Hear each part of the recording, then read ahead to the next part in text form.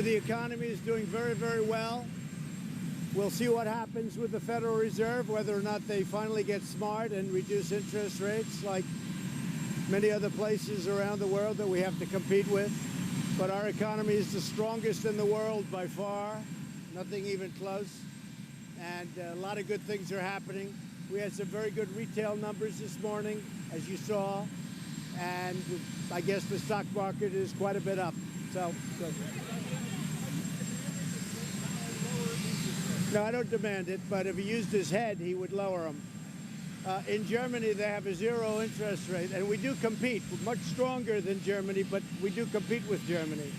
In Germany, they have zero interest rate, and when they borrow money, I mean, when you look at what happens, look at what's going on over there. They borrow money, they actually get paid to borrow money, and we have to compete with that. So if you look at what's happening around the world, Jay Powell and the Federal Reserve have totally missed the call. I was right, and just about everybody admits that. I was right. He did quantitative tightening. He shouldn't have done that. He raised interest rates too fast, too furious, and we have a normalized rate. You call it that. And now we have to go the other direction. We'll see if he does it. If he does it, you'll see a rocket ship. You'll see a boom. If he does it, we have a very strong economy.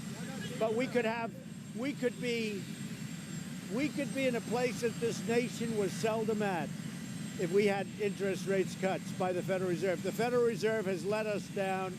They missed the call. They raised them too fast. They raised it too high, and they did quantitative tightening. They shouldn't have done the tightening, and they shouldn't have raised them to the extent.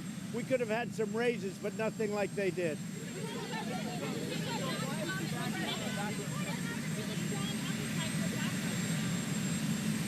Oh, I have an appetite for background checks. We're going to be doing background checks. We're working with Democrats. We're working with Republicans. We already have very strong background checks, but we're going to be filling in some of the loopholes, as we call them, at the border.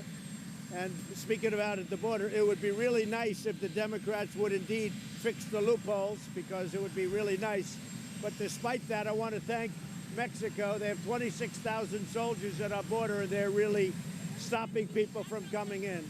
So what happens is with background checks, we're dealing with Democrats, we're dealing with Republicans, we're dealing with the NRA, we're dealing with gun owners, we're dealing with everybody. And I think we're going to have something, hopefully, that's meaningful.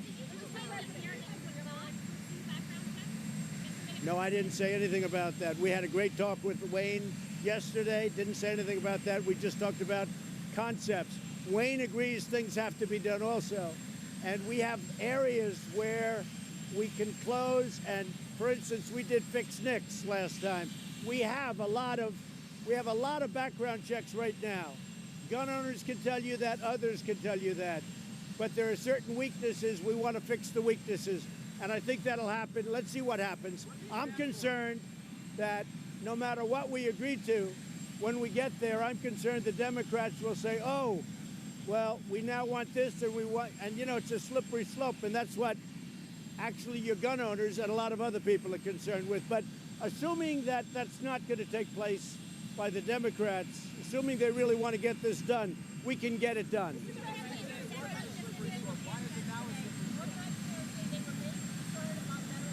You got to speak up. Veteran suicide. AMVETT says it's their top priority. Talk to me about what the administration's task force has done with this issue. Well, we're doing a lot having to do with veteran suicide. We have a task force that's set up.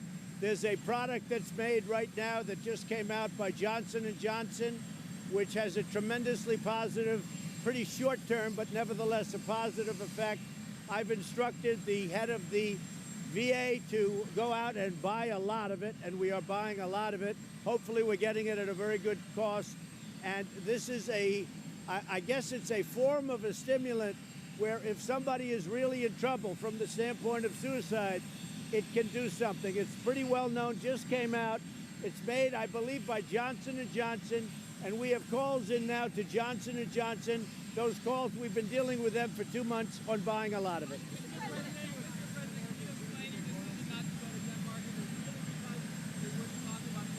Yeah, no, Denmark, I looked forward to going, but I thought that the Prime Minister's statement that it was absurd, it was an absurd idea, was nasty. I thought it was an inappropriate statement.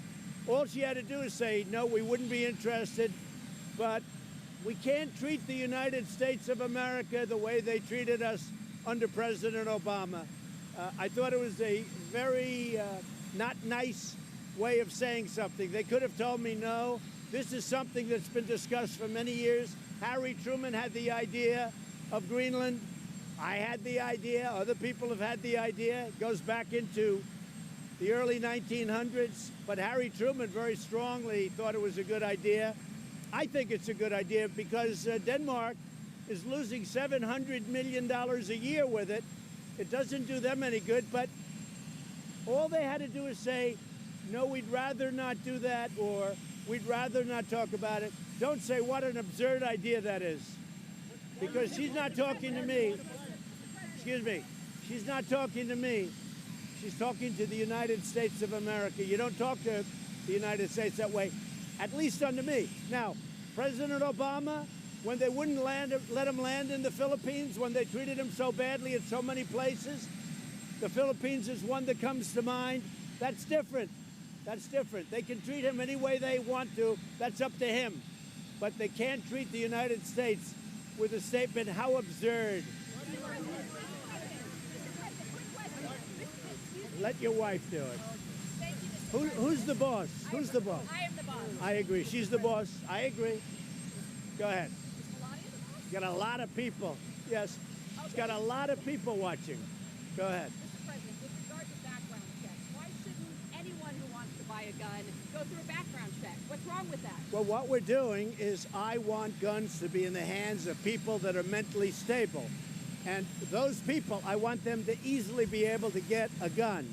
But people that are insane, people that are sick up here, I don't want them to be able to get a gun. So wouldn't the background check be a good idea for anybody who wants to buy a gun? Wouldn't the background check If be a good person idea is for sick, if a person is mentally ill, if a person has done things in their past that are a horror, like in the case of Dayton, except it got expunged because I guess he was 17 years old when he wrote a list out, and the list said it was a death, not about guns.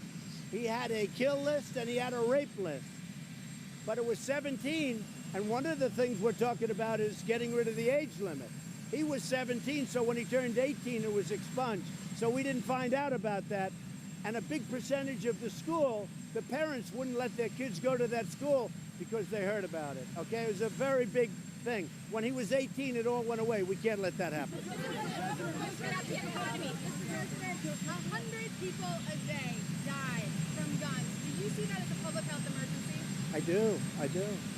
I do. And they die for a lot of other reasons, too. But they do.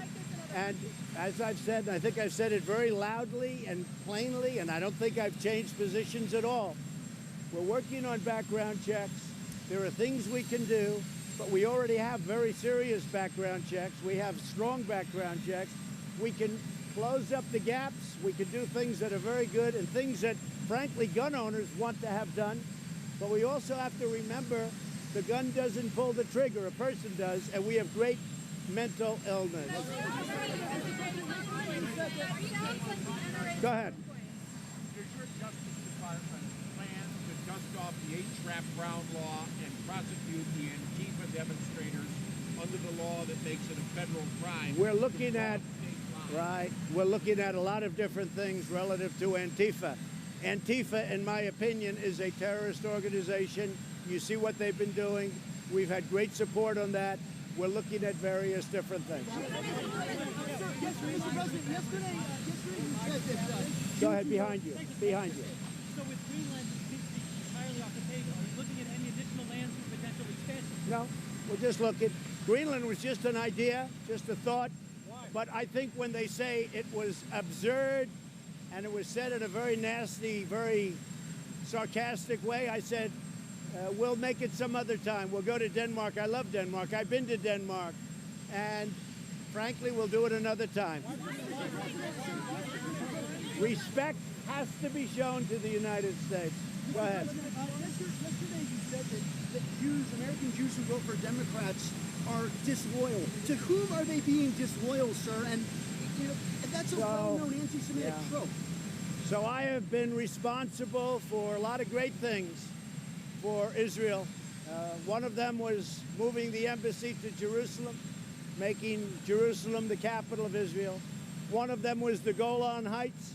One of them, frankly, is Iran. Iran is a very far weakened nation right now, much different. Hopefully something works out. We'll see if it happens, it happens. Wait a minute, wait. No president has ever done anywhere close to what I've done between Golan Heights, Jerusalem, Iran, and other things. Excuse me, wait a minute.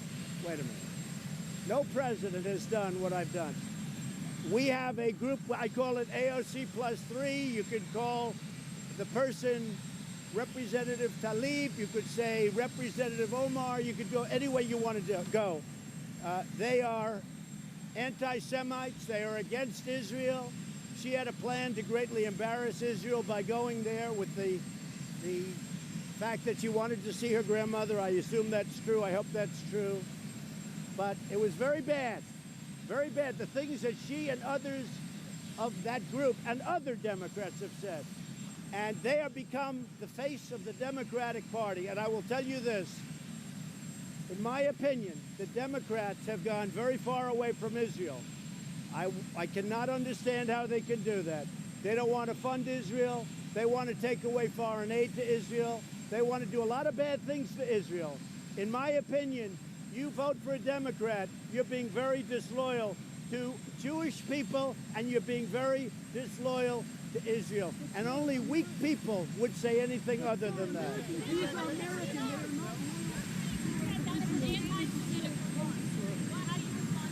I haven't heard anybody say that, just the opposite.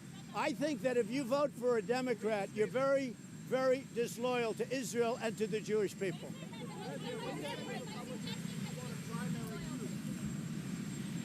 Well, I'm at 94% now in the Republican Party, the highest in history, the highest of any Republican. So I think they'd have a hard time. You said Russia was kicked out of the G8 because they outsmarted. You said Russia was kicked out of the G8 because they outsmarted Obama. In fact, it was because they annexed Crimea. You know that was still there. That was outsmarting Obama. So Russia outsmarted President Obama. They took over during his term, not during mine, Crimea. They're still there. Why let them in now? They took over Crimea.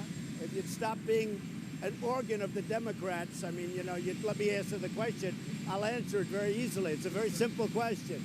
The fact is, President Putin totally outsmarted President Obama on Crimea and other things, including the red line in the sand, all right?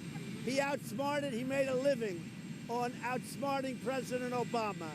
And frankly, because of it, Obama was upset, and he got Obama out of what was the G8 into the G7. It's come up. Should we put Russia back in? We spend a lot of time talking about Russia at those meetings, and they're not there. I think it would be a good thing if Russia were there, so we can speak directly, not have to speak all the, you know, by telephone and other things. So, here's the thing.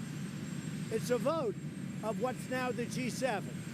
They were taken out because Putin outsmarted on Crimea, on the red line, on other things. Totally outsmarted Obama. Obama was upset. They took him out. I think Russia should be a part of it because we're looking for world peace and other things, trade and other things. And it would be a lot easier to have Russia in where they had always been. But they're still there. I'm sure they're still there. So why let them in? In the Oval Office, you said you have the executive authority to index capital gains funds, but 17 seconds. But in 1992, Office of Legal Counsel opinion from the Treasury Department says I read the same report as you. I'm not looking to do indexing. I've studied indexing for a long time. I think it will be perceived if I do it as somewhat elitist. I don't want to do that. I want taxes for the middle class, the workers, the people that work so hard. That's what I'm looking. I think indexing is really probably better for the upper income groups. I'm not looking to do that. But if I wanted to do it, I believe I could, but I'd need a letter from the Attorney General. Mr. President, so taking America into a recession, is it worth Americans need to So- back that up.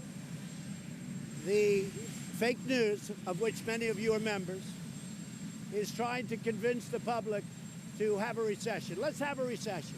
The United States is doing phenomenally well. But one thing I have to do is economically take on China, because China has been ripping us off for many years. President Clinton, President Bush, and President Obama and others should have done this long before me.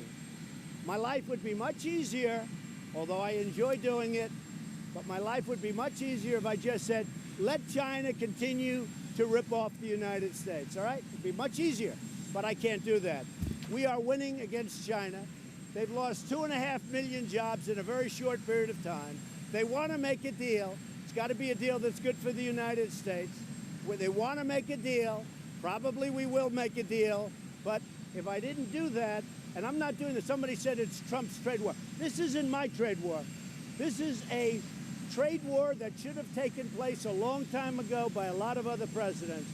Over the last 5 or 6 years, China's made $500 billion. 500 billion, ripped it out of the United States. And not only that, if you take a look, intellectual property theft, add that to it, and add a lot of other things to it. So somebody had to do it. I am the chosen one. Somebody had to do it. So I'm taking on China. I'm taking on China on trade. And you know what? We're winning because we're the piggy bank. We're the one that all these countries, including the European Union, wants to rob and takes advantage of. European Union, $200 billion. China, more than $500 billion. Sorry, I was put here by people. I was put here by people to do a great job, and that's what I'm doing. And nobody's done a job like I've done. Now, would China rather wait for a little more than a year and try and get sleepy Joe Biden to negotiate with instead of President Trump? Maybe, but I don't think so. You know why? They're losing too many jobs too fast. They had the worst year in 27 years, but I think it was actually 52 or 54 years. It's the worst year they've had in a half a century, and that's because of me. And I'm not proud of that, but you know what? They want to negotiate. And Sleepy Joe doesn't have a clue. Sleepy Joe said, oh, China's wonderful. Well, China is wonderful for China, but I'm wonderful for the USA.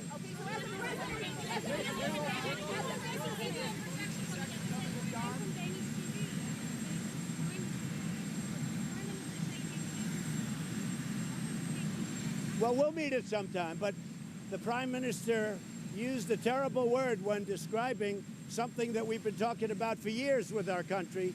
President Truman said, what about Greenland? And he talked about it very openly, and it was a big deal at the time. And I brought it up again, and it was discussed many other times. And I thought it was not a nice statement, the way she blew me off, because she's blowing off the United States. And we've done a lot for Denmark. We've done a lot. I know Denmark well. I have many friends from Denmark. I have many people from Denmark that live in the United States. And we treat countries with respect. She shouldn't treat the United States that way by saying, what an absurd, she said, absurd. That's not the right word to use, absurd.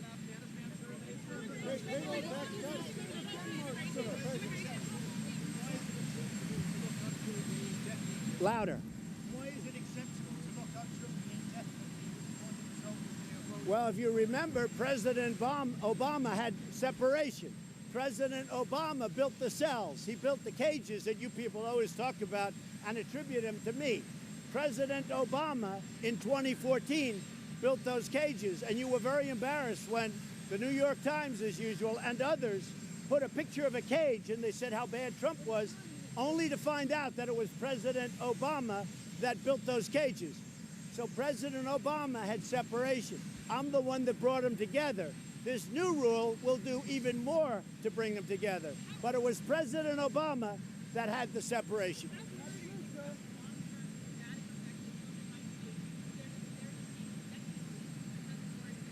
Well, we're being very strong on the border. You see the numbers are way, way down. I want to thank Mexico for that. The United States could make, your question could make that problem go away very easily if the Democrats would meet and we could fix the loopholes and asylum, which is what you're talking about to an extent. But let me just tell you, very much I have the children on my mind. It bothers me very greatly. People make this horrible 2,000-mile journey. One of the things that will happen when they realize the borders are closing, the wall is being built.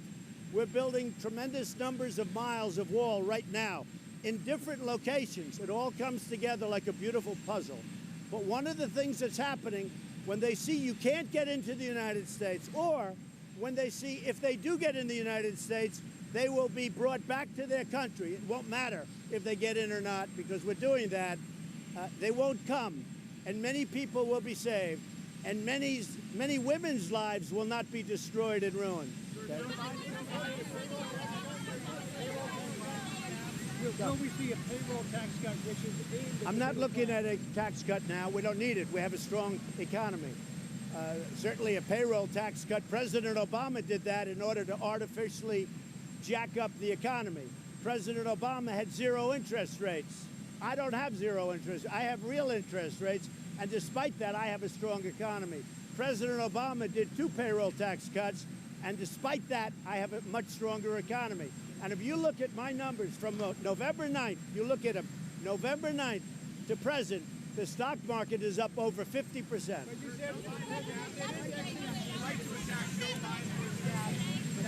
This guy is the most biased reporter, NBC.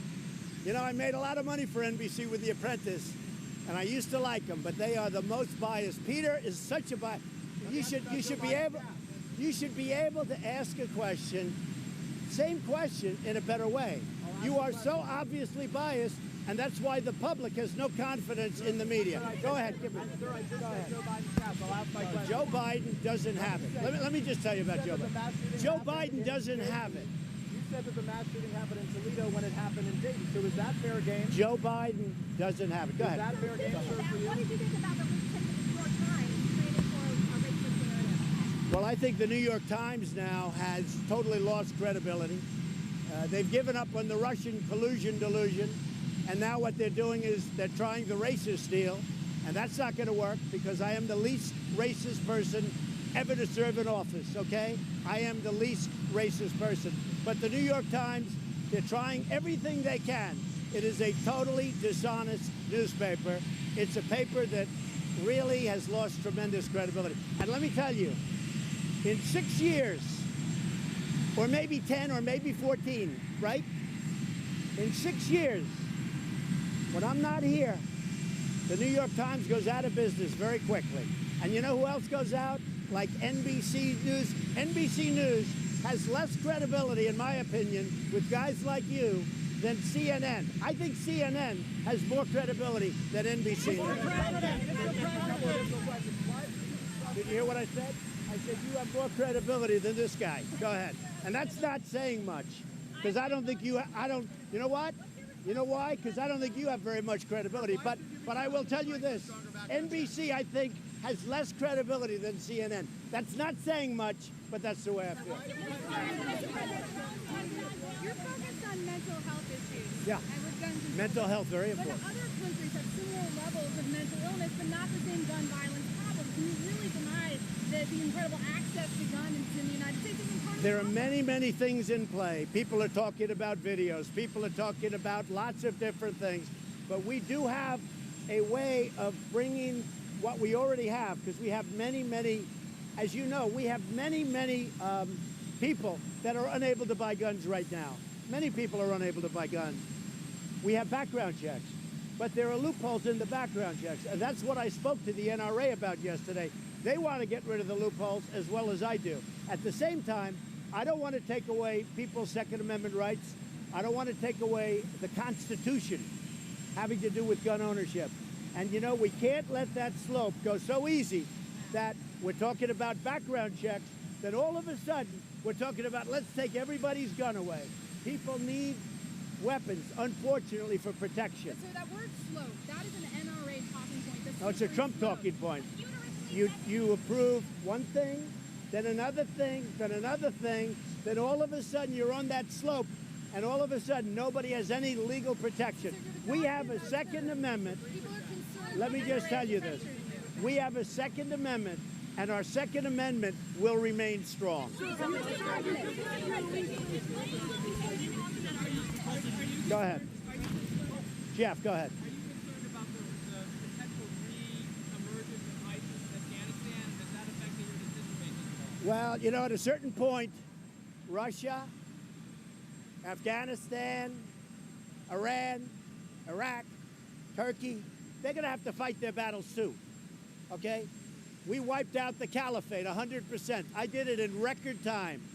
But at a certain point, all of these other countries where ISIS is around, they've been decimated, by the way, badly decimated. But all of these countries are going to have to fight them. Because do we want to stay there for another 19 years? I don't think so.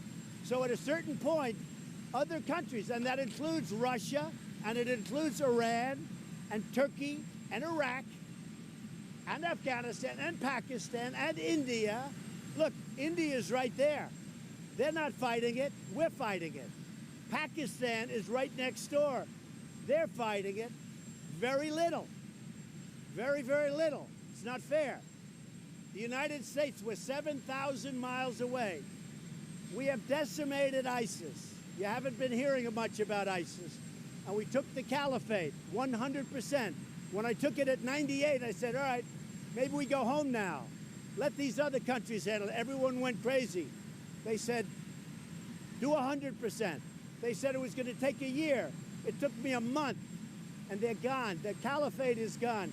And by the way, we're holding thousands of ISIS fighters right now. And Europe has to take them. And if Europe doesn't take them, I'll have no choice but to release them into the countries from which they came, which is Germany and France and other places. Because we beat them, we captured them, we've got thousands of them, and now, as usual, our allies say, oh no, we don't want them, even though they came from France and Germany and other places.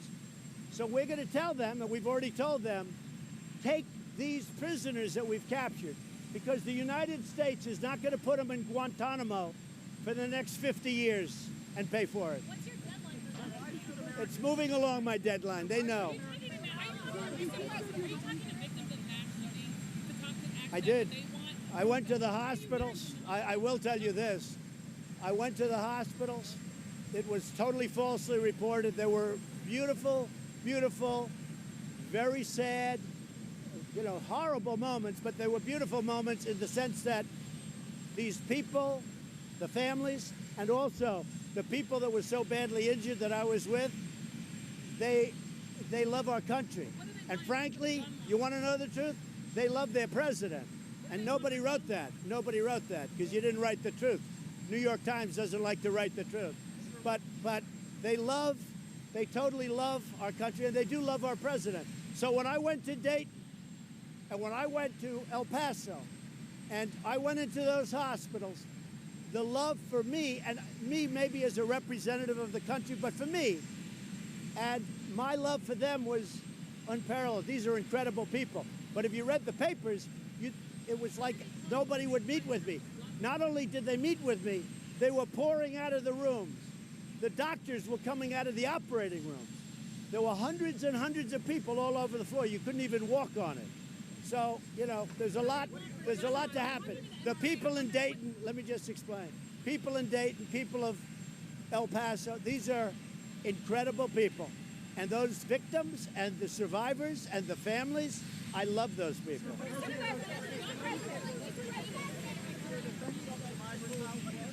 Louder. You said you are looking at doing indexing. Yesterday you suggested you were. What is it? I've looked at indexing for a long time. It's not something I love. I think it's probably better for the high-income people, and I'm not looking to do that. I want to do for the workers. I'm looking to do for middle-income people. I think indexing, now I'd have to get a letter from the Attorney General or from the Justice Department, which I think I might be able to get. Otherwise, I'd have to go through Congress. But I'm not looking at doing indexing, and I haven't been seriously looking at it. But certainly, it is an option if I wanted to. We have such a strong economy. If the Fed did what they were supposed to do, they drop interest rates by 100 basis points. They maybe would do not only not tightening, but they do some loosening or leave it alone, do nothing. But they drop interest rates by 100 basis points or more. Nobody would be able to compete with the United States. Right now, the Fed is tying our hands because we're paying interest rates, and Germany and other countries that aren't like us are not. It should be the other way around, in a sense. But why should they be paying no interest rates and even have an incentive beyond that, and we're paying interest rates? The Fed has missed the call for a long time. On the economy, Are you saying you're not doing any tax cuts at all at this time? I think we have a very strong economy. I just don't see any reason to. I think the Fed has been very late and very early. They were very early to raise, and they're very, very late to cut. But the Fed can do the whole thing. Yesterday, we had the strongest dollar in the history of our country. Yesterday, we had the strongest dollar in the history of our country. Now, in one way, I'm honored by that.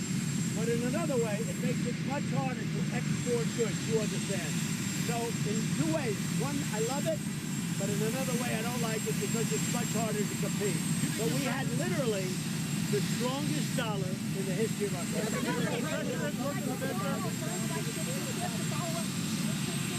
Say it. We're looking at that very seriously. Birthright citizenship, where you have a baby in our land, you walk over the border, have a baby. Congratulations, the baby's now a U.S. citizen. We're looking at it very, very seriously. I don't know how you found that out, but that's very good. We are looking at birthright citizenship very seriously. It's frankly ridiculous. Migrant minors of Florida State. What? Unlimited detention of migrant minors. I am the one that kept the families together. Okay? You remember that, right? Just remember I said it. And now it gets even better. President Obama and others brought the families apart. But I'm the one that kept the families together. With what we're doing now, we'll do even more of that, but it'll make it almost impossible for people to come into our country illegally. Plus, we're building large sections of the wall. I won the lawsuit 2 weeks ago in the Supreme Court. We're building large sections of wall and lots of other things to happen.